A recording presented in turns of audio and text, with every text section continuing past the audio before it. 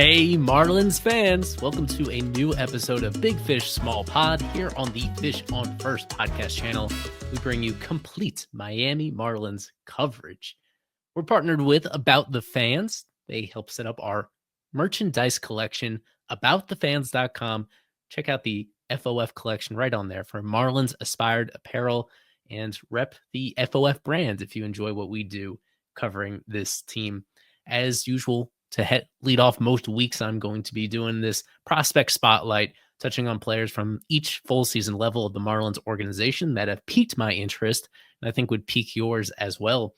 Things are going pretty well in this organization, all things considered.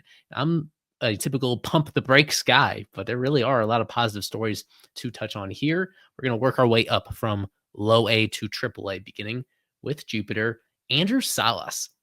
Salas is the fourth ranked prospect on our FOF top 30 list at this moment. We're probably higher on him than most other outlets entering the season, and he is validating that hype so far this season. He was the headliner of this international free agent class that opened up in January. The Marlins signed him for $3.7 million, about half of their entire total bonus pool going to one guy. He is the youngest player to be involved in a minor league baseball game so far this year.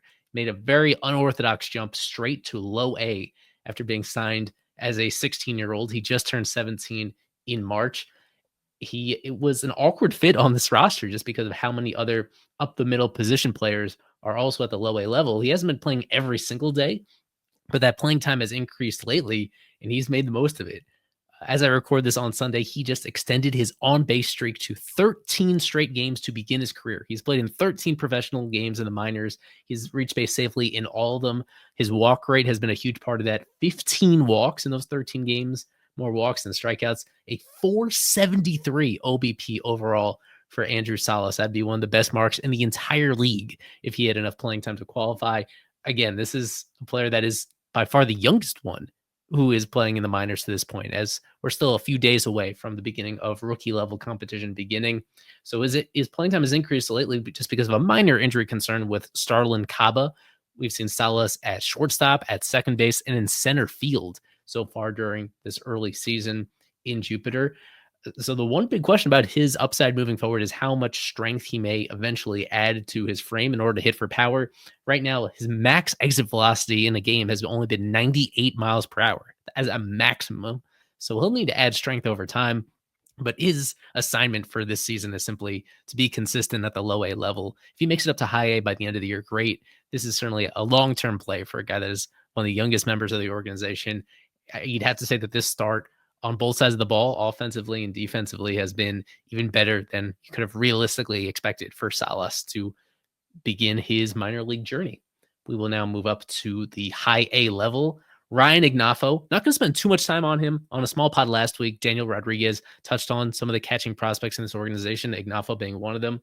He's at the high A level, pretty much the opposite career path to Salas, because he was the final pick that the Marlins made in the 2023 draft class, 20th round in a 20-round draft.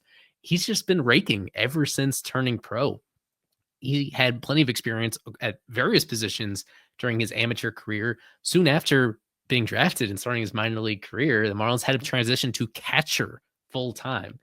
And this is now his second full season as a catcher regularly at the high A level. He spent most of last year at low A. He was the Jupiter MVP last year for hitting over 300 while catching. Passed balls are still a problem. There's still quite a way for him to go defensively, but as a hitter, he is just really skilled in terms of a contact hitter, lots of line drives. He's playing in a league that is notoriously low scoring early in the year, in the Midwest League with Beloit.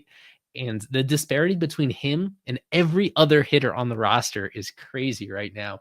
As a team entering Sunday, Beloit is only hitting 202 as an entire team this season.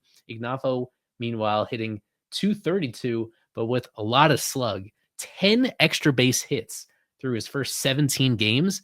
No other player on the entire Beloit Skycarp has more than 4. He has 10 extra base hits. No one has more than 4. He has 19 runs batted in. None of his teammates have more than 7. He has driven in more than a quarter of every Beloit run to this point in the season. So he is carrying their offense to float around a 500 record to this point in the season. He is old for the level, 24 years old, and turns 25 midway through the year. But I really enjoy watching him hit. So it's just a question of whether he can be a serviceable catcher moving forward. That will dictate if he makes an unlikely rise all the way to the majors someday. Fish on First has partnered with About the Fans to launch a merchandise collection. Rep the FOF logo and more Marlins-inspired apparel. Find it all at aboutthefans.com. Enter coupon code FOF10 at checkout to get 10% off your order. FOF10 for a 10% discount. Now we'll move up to Double-A. Adam Laskey, left-handed pitcher with Pensacola, acquired via the minor league Rule 5 draft a couple off seasons ago. He spent last year in Pensacola. He was pretty good, and he was mostly a reliever. That is how his original organization, the Cubs, developed him for the several seasons. Marlins were intrigued by how he did in the 2023 Arizona Fall League, where he was striking out everybody, and that's why they took a flyer on him. He was getting stretched out as a starter towards the end of the 2024 season and did really well. It was a little unclear exactly where he would fit into their plans this year. So they sent him back to Double-A, but he now is being used as a starter mainly. He made a relief appearance early on, and he's been gradually stretched out from there. And he's now, to this point, at 70 pitches in his most recent start. So that's going to be his role moving forward. He's been amazing this year. He has allowed 1 run all year through 16 and a third innings. That is a 0.55 ERA, the second best in the Southern League. 1 walk, 21 strikeouts in that sample. So the performance has been awesome. 4-pitch mix from what I've seen: a fastball, slider, curveball, changeup. The best of those pitches is that curveball. It has beautiful 12-6 movement. It gets him ahead in a lot of favorable counts as a guy that is facing a lot of right-handed batters. There's some swing and miss to it as well, but his command of that pitch in particular really stands out. The big question with him moving forward is that fastball and how he is able to get around it, because to me, his command of it actually isn't quite as good as it is of his secondary pitches, and the velocity is below average. He sits in the low 90s, most pitches 90 to 92 with his fastball, maybe maxing out at 93. So I think the less that he uses his fastball, the better, even though it is fascinating that now he's gone from reliever to starter. Realistically, if he's going to contribute in the big league someday, it will be as a reliever, really leaning in a role where he can actually lean heavily on that curveball and his changeup in that role moving forward. The stats, amazing as they are, you got to take them with a grain of salt because he is repeating the level and because he is 27 years old. He's older than most of the major league Marlins rotation at this point. He's overdue for a promotion to AAA, whether that is going to be as a multi-inning reliever. I don't know if there's a clear fit for him in the Jacksonville rotation, but he should be due for a promotion soon so that he can really test out exactly how far he's come. You really can't rule out the possibility that he is called up to the big leagues at some point this year. Again, I think it is more likely a reliever profile than a starter one. I'm just fascinated by the development that the Marlins have taken with him to at least challenge him in this role. And so far, the performance has been amazing for the Blue Wahoos here in 2025. And so, speaking of guys and impacting at the big league level, Adam Mazur, I want to feature him on this pod because this might be his last pod as a AAA guy for a while. His call up to the big leagues seems, I'll call it likely. Don't know exactly what the Marlins are thinking. He is the logical replacement for Connor Gillespie in the Marlins major league rotation. He's our 11th ranked prospect on Fish on First entering this year, acquired from the Padres last summer in the Tanner Scott, Brian Hoeing trade. That trade is aging beautifully for Miami with how Mazur has performed, with how Robbie Snelling has performed in Pensacola. He was sent to AAA after the trade last year. He's been there this year, 13 total games with Jacksonville dating back to last year. And in those 63 innings, only 10 walks, 62 strikeouts.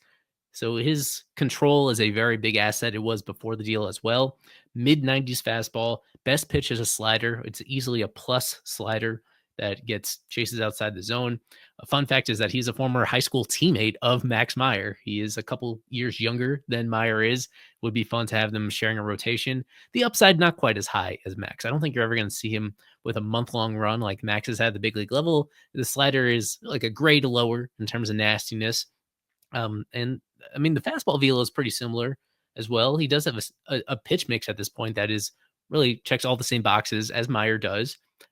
But just watching his last start, a few non-competitive misses that he was able to get around, but might not get around to the big league level. And his first taste of the big leagues, it should be clear that he had experience in the majors for the Padres last year. It did not go well at all for him in that sample. I think he's worth another shot. He does look improved as an overall guy compared to last year, with the way that his pitch mix has come along. And I'm interested to see him. It might be, I don't know exactly how long the fit will be at the big league level, but he is right on schedule to pitch next Friday in Miami. If they do go with him, he's on the 40-man roster here in the season. I should note that so far this season, the ground ball rate being up is huge, 53% ground ball rate. And he is leaning more on the slider compared to last year. I think that's the most notable improvement I've seen, is just using his best pitch more often and understandably getting results with it.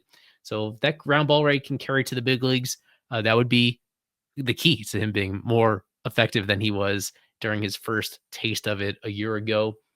But Adam Mazur, a nice step forward that he's taken so far here this year.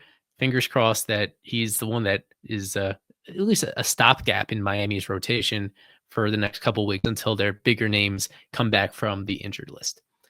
That's going to do it for this small pod. Andrew Salas got the spotlight in Jupiter, Ryan Ignoffo and Beloit, Adam Laskey and Pensacola, and it's Adam Mazur. They're AAA Jacksonville. These teams winning a lot of games so far during this minor league season, and a lot of that's just because of how awesome the individual players are performing here in this Marlins farm system. I'll keep you updated with more of these prospect spotlight pods every Monday throughout the minor league season, and we have plenty more written coverage on fishonfirst.com. I encourage you to check that out as well. Once again, presented by About the Fans, aboutthefans.com to check out our merch collection, FOF10, FOF10 to get 10% off your order at checkout. I've been Eli Sussman, and appreciate everybody that supports what we do right here. I'll talk to you again soon. As always, go fish.